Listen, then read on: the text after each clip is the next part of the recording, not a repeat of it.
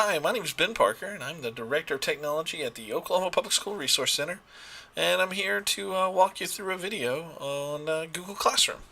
So let's go through Google Classroom, and this is the new Google Classroom with the classwork feature that was updated in August of 2018. So this should be current, hopefully, if you're watching it. If not, maybe it's time to find a newer video, but hopefully this should help give you an overview. So if you want to get into Google Classroom, you want to start by going to your menu in the top right hand corner of Google, where you list your Google apps here. It's this little box made up of 9 little squares, and I'm just going to click up here, and if I go to, it might be listed here, and if it's not, we're just going to go to More, and we're going to select Google Classroom.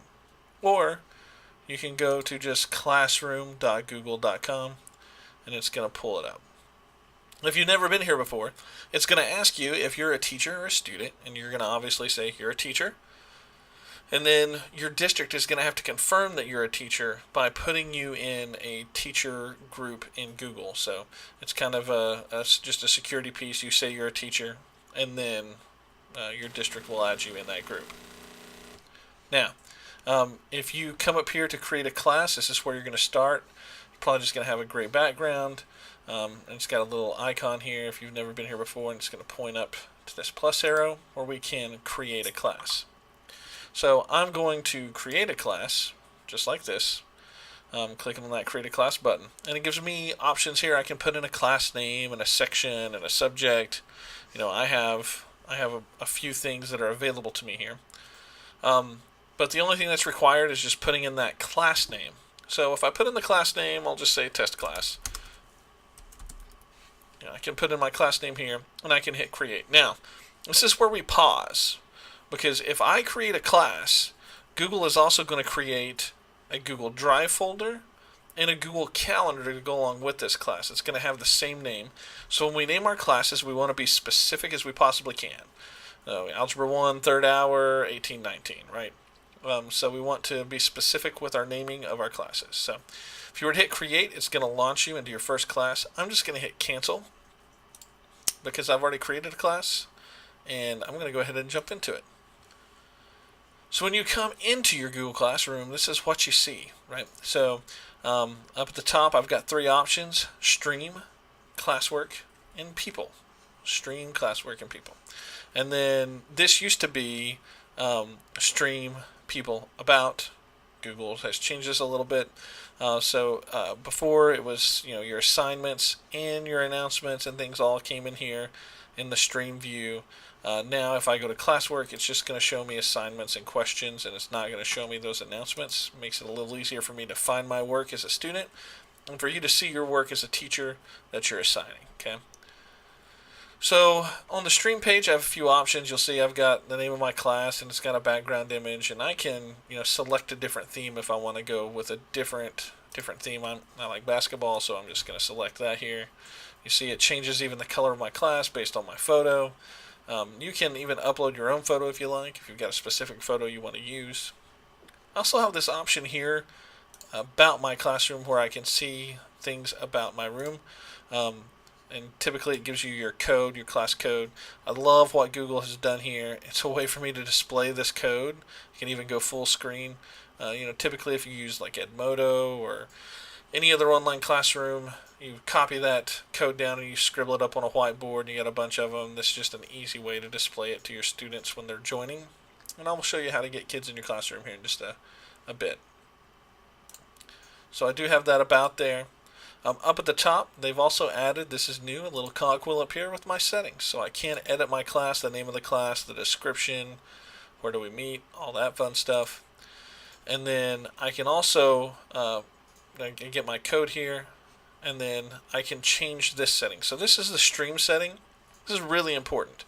So by default, it's set to students can post and comment. What that means is students can post to the stream and they can comment on the stream. And if you have the wrong group of students, this can get out of control in a hurry, right? We'll have students posting and commenting, and you see how it can get crazy. But typically, teachers let the pendulum swing the other way, and they end up saying, hey, only a teacher can post or comment. I don't know if this is the right way. I mean, you know your students in your classroom or how you like to run things, so maybe it works. I like this one right here where students can comment. They can comment on things, but they can't post. So if I post an announcement or an assignment, kids can ask questions about that assignment. I can answer them. They can answer each other.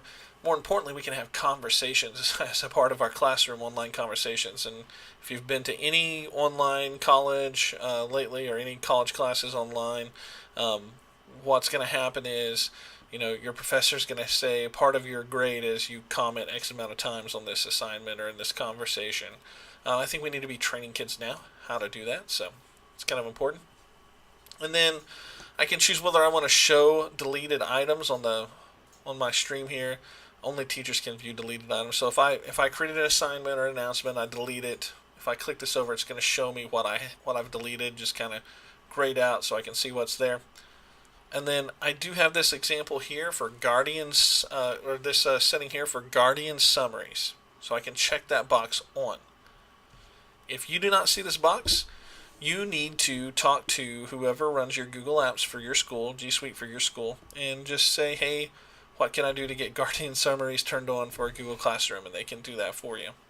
You can see an example of what it looks like. So right here, you'll notice if I turn on Guardian Summaries, it allows me to put in a Guardian email for the students in my class. Once it's entered for that student, that Guardian is entered for that student in one class, it's every class that they're in, so it doesn't have to be entered over and over. And the parent's going to get an email that says, hey, you've been listed as the guardian for so-and-so at XYZ Public Schools. Is this you? Yeah, they confirm it. They can get their settings in place.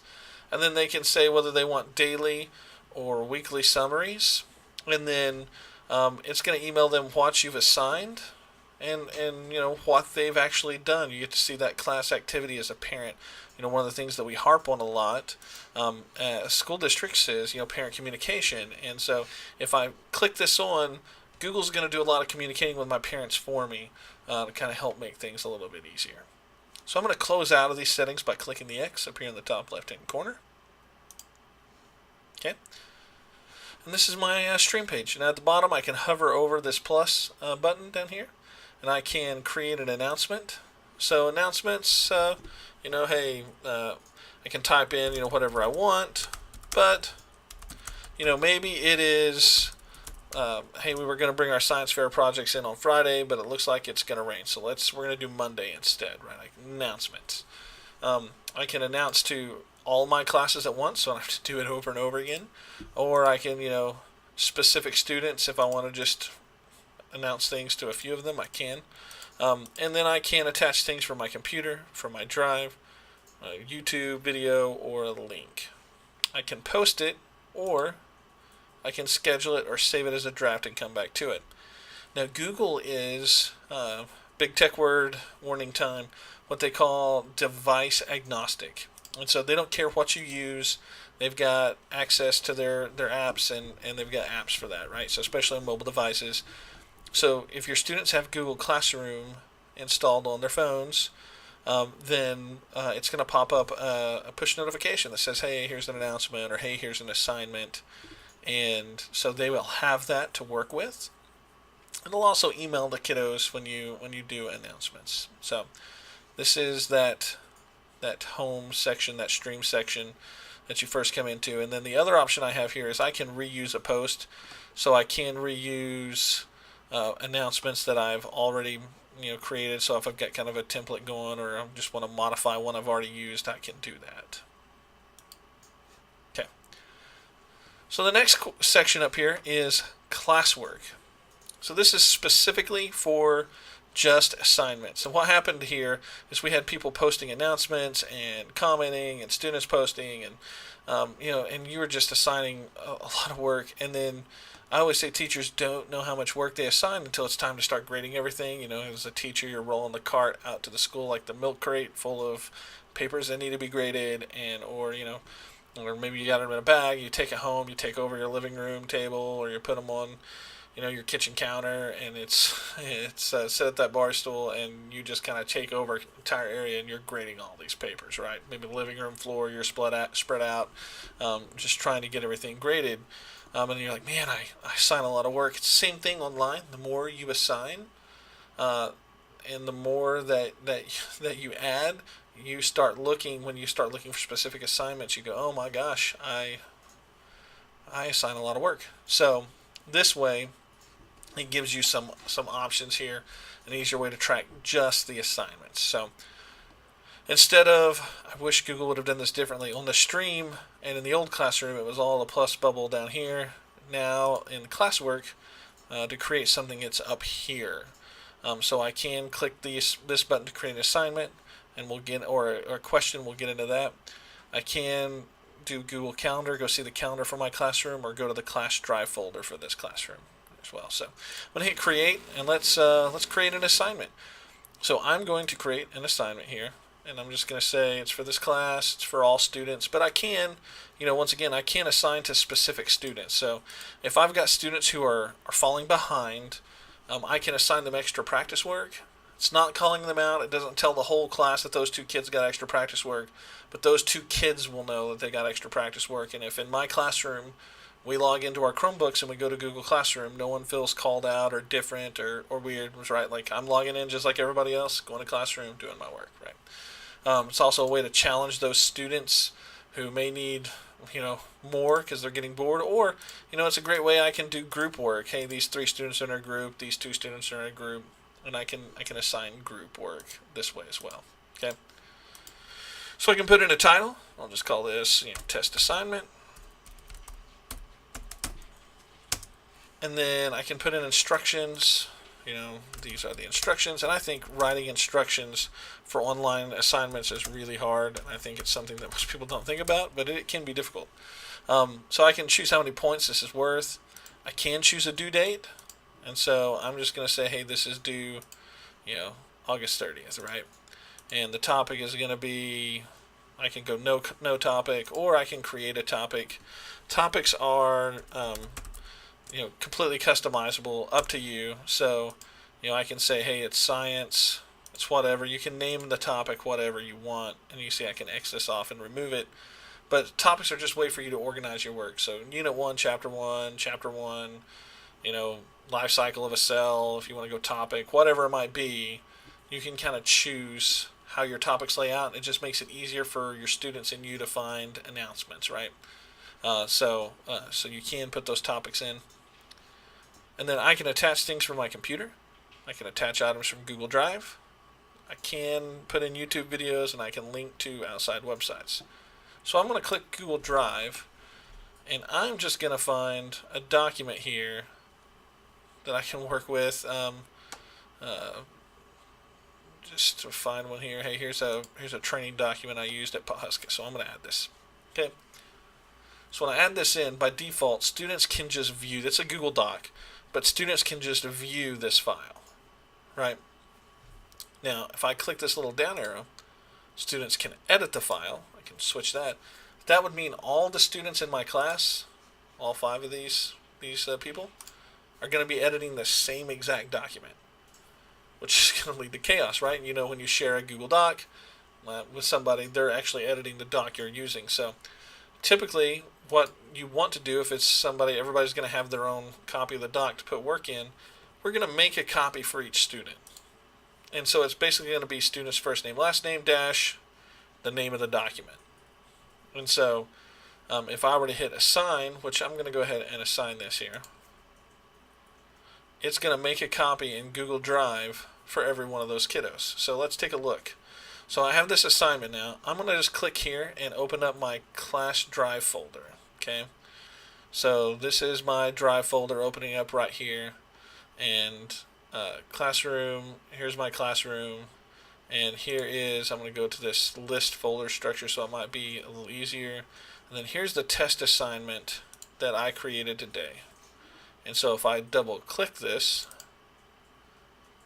everything I assigned is in here. So, Bill of Rights, Pawhuska Training Elementary, Bert Trout, Pawhuska Training Elementary. So student's name, dash name of the document, and then I can open those documents and peek into it and see what the students are doing, what kind of work they're doing, right? So I can see that while they're working, so I can see kind of struggles they're having. I can follow along with them, and I can work with them on that. And then if I were to come down here to this test assignment and open it up, if I click on it, it shows me 0 have turned in and 5 were assigned. And it tells me each student will get a copy. I can still, click right here. I can rename the topic. I can edit this and copy a link to it to send up and change things around. So I'm actually in another window. I'm logged in as a student, and so I'm just going to go to this test assignment that was just posted, and I'm going to turn that in. So if I turn this in, you'll notice that on my screen here it's showing me 0 turned in, 5 assigned. I'm just going to refresh the page here. And now that I've turned this in as a student, you see I've got 1 turned in and 4 assigned. So if I click on View Assignment, it's going to show me everybody's work, all the papers. You'll see this one was turned in. If I choose this work here, I can go to it, and it opens up the assignment. Here's the view that I was talking about here. So if I'm grading, this is terrific. So if I'm grading, I can grade this one, and then I can switch between my students without having 15 tabs open. And you'll notice I can put in a grade right here next to it. I can add private comments. I can also, highlight things and edit those, or I can make comments. I have my different modes here. I'm in editing mode, or I can comment here on these things if I want to. So I can grade. I can put in my grades or private comments, and I can open up this document all on its own. I do have the ability to have a comment bank, so I can just put in comments and then save those. So it's kind of my own comment bank. Like a typical comment you might leave is, "Hey, you didn't cite this properly," right? Not cited properly. But once you type that 80 times, it gets kind of repetitive. So being able to have a bank to store from where you can kind of make it easy to add comments, that's pretty good. So I can flip between my kiddos here without having to have a million tabs open. That's really nice. Okay, and then once I've seen that work, I can come back in here and I can choose this student here. So let's just say, Guy Buttersnaps, because this is my student, so I'm going to click here, right? And I've got his work, and I can come down here and I can add a private comment, great job, and I can hit post. And so, now that's a private conversation. Not everybody can see it, and my student can see that now. They can comment back, and respond to me, and we can have kind of a private conversation going about this assignment without the whole class seeing it, right? So once I'm done, I can say, "Oh, hey, that student did great." I'm just going to go ahead and put in a grade here, and I'm going to return this to the student. So and they'll be able to check it. I can provide, once again, another private comment, and I can return it. Now, how this works is when a student turns in a document, they can no longer access it. So if I'm doing the work as a student and I work on that document and I turn it in, once I've turned in the document, I don't have access to it anymore. Then you grade it and return it, and that student gets that document back and can see the notes you've added and the grade and all that. So up in the top right hand corner, I do have the ability to copy all the grades from this class to a spreadsheet. So it's going to give me all of my students, all of my assignments across the top, and fill in all the grades. I can download those as a CSV for Excel, or I can download just the grades for this assignment as a CSV. Okay.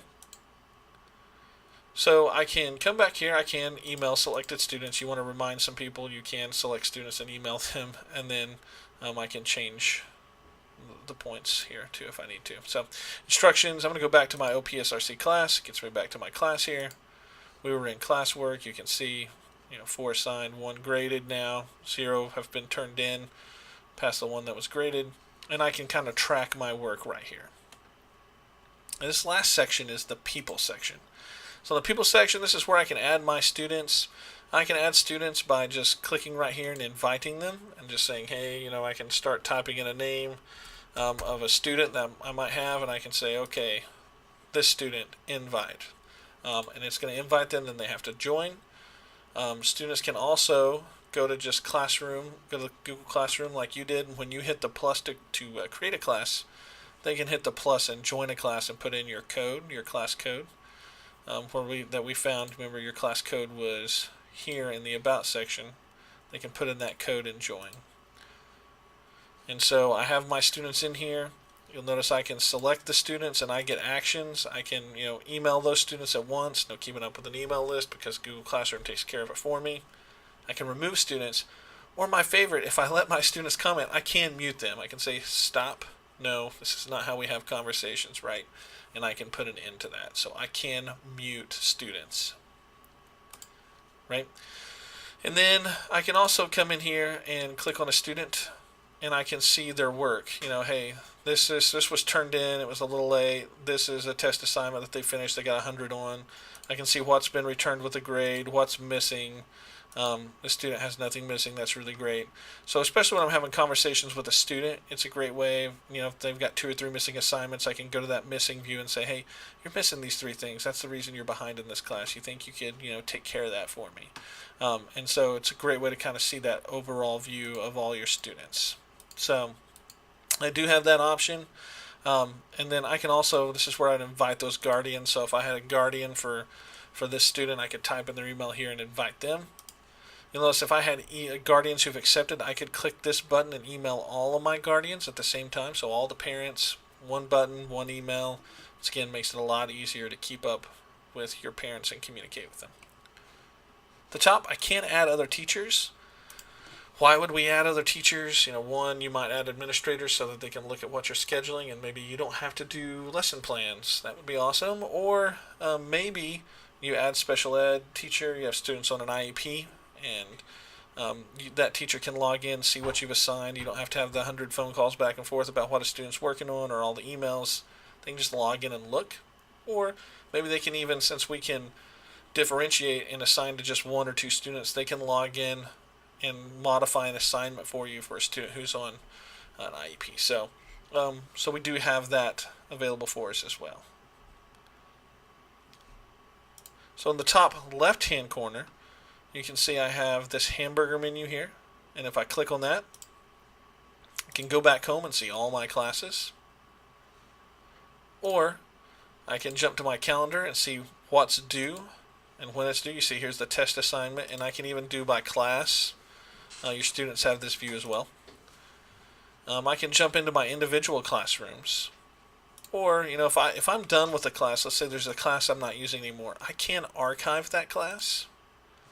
So I'm going to archive it. So you can view this class and archive classes. All class files will remain in Google Drive. Yeah, I'm going to archive it. Great. And so now when I go down to archived, it's still here. And then if I click here, I can delete it or restore it. I can reuse posts from it while it's sitting here. So, if you teach Algebra 1 3 times, archive 3, delete 2, save 1. So you can reuse posts from those. And then I do have my settings. Google Classroom is going to send you a lot of emails. This is where you can control what kind of emails you get. Okay. And then down here in the bottom left-hand corner, if I click on the question mark, this is where I can send feedback. It'll even take a little picture of my screen. So if I've got something weird happening in Classroom, I can tell the Google team about it and send them a picture of what my screen looks like and see if I can get some help. Or if you have suggestions, I'm sure they'd love to hear from you about things that you would like to see. Okay. I want to pop back into the classroom real quick. So when I was in the classwork view, I covered an assignment. But the other thing that I can do is I can create a question. So it's the same functions as before, but now it's a short answer or multiple choice. It's literally like a Survey Monkey, something like that, where I can put in, ask a question, put in options. I can do a grade for it, or I can say ungraded if I just want an opinion and kind of poll the class about something. Use this as a knowledge check. Use it as exit ticket. You can kind of use those however you want. The other thing that you can do is if you go to the create, you can reuse an assignment. So here's all the assignments from all my old classes, and I can choose from which classes. Here's that Algebra 2 that's archived. I can select it. I can still assign things from that. So if I want to reuse posts, the first year you use Google Classroom, it's going to be tough because you got to recreate everything. But once you've recreated everything, year after year, I can just pull those old assignments right back up. I can, add in my instructions, keep the name, do all the things. It keeps all my documents for me, and I can assign. So second year, third year, fourth year I'm doing this, it just gets a whole lot better. So that is Google Classroom in a nutshell. It's pretty simple and streamlined, hopefully. And if not, you've got this video that you can watch back over and over and over again to kind of go through all the options and all the pieces that are available to you. Thanks.